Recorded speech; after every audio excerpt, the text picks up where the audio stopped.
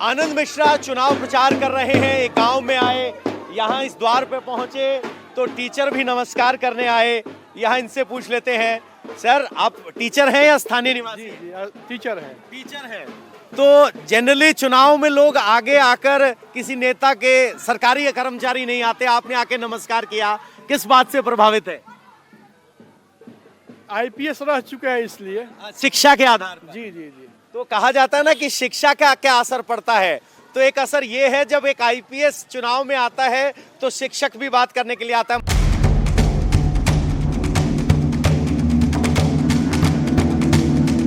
युवा है यहाँ पर और कैंडिडेट पर्चा दे के गए हैं। सर क्या चुनाव चिन्ह है, क्या पर्चा है, क्या कह के गए? बोल गए 2 नंबर पर बीजेपी का कमल छाप का वोट देना। अच्छा, कौन है ये, जानते हैं इनको? आनंद मिश्रा जी। तो पूर्व आईपीएस युवा है हमारे साथ।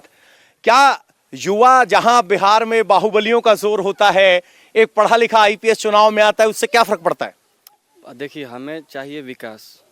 अब जो जितना शिक्षित रहेगा उतना स्तर पे विकास कर पाएगा। तो अब वो जमाना गया कि जो न चेहरा देखो बस वोट दे दो, ताकि हमें बस वो समय नहीं है कि किसी भी जो हमारे पार्टी में हो, पार्टी नहीं देखना है, चाहे जातिवाद नहीं देखना है। अब हमें विकास चाहिए। शिक्षित हर आदमी है जो जिस स्तर पे विकास करेगा वो हमारे लिए बेटर होगा। और हम अभी का विकास देके करेंगे तो वादा तो सब करता है कि ये करेंगे, वो करेंगे, वो करेंगे, लेकिन डिपेंड करता है कि जो आज का विकास और आगे जो डेवलप होगा हमें आगे देख के चलना है।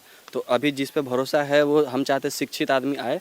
मौका सबको मिल रहा है, इनको भी मौका मिलना चाहिए। मिलना चाहिए। हाँ, क्या सर ठीक कह रहे हैं? जी जी, एकदम आनंद मिश्रा को जिताना है। जिताना है जी। एक तरफ तेजस्वी यादव जो कह रहे हैं, युवा हैं, आपके कैंडिडेट युवा हैं, तो जब ये सब इक्वेशन चल रही तो जमीन पर क्या असर दिखाई देता है?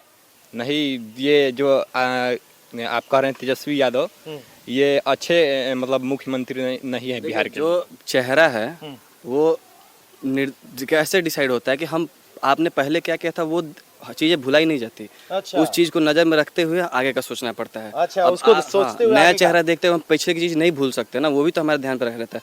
पहले क्या था, अब बताने के लिए तो बहुत कुछ बताया जा सकता है। जंगल राज, तो आप इशारा समझिए, जंगल राज का इशारा कर रहे हैं। चलिए आगे, नेताजी कहीं निकल ना जाएं।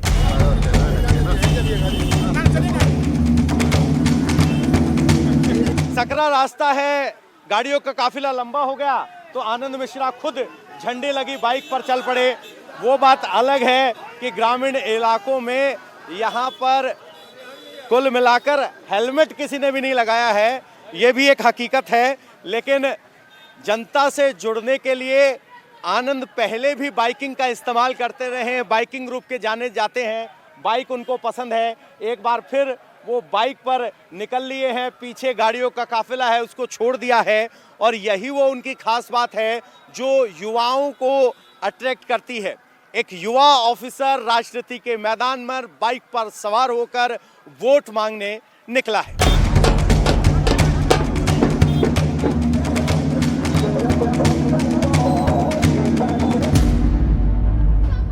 बिहार के चुनाव में आपने बहुत सारे बाहुबली नेताओं के इंटरव्यू देखे होंगे, लेकिन ये इंटरव्यू जरा अलग है।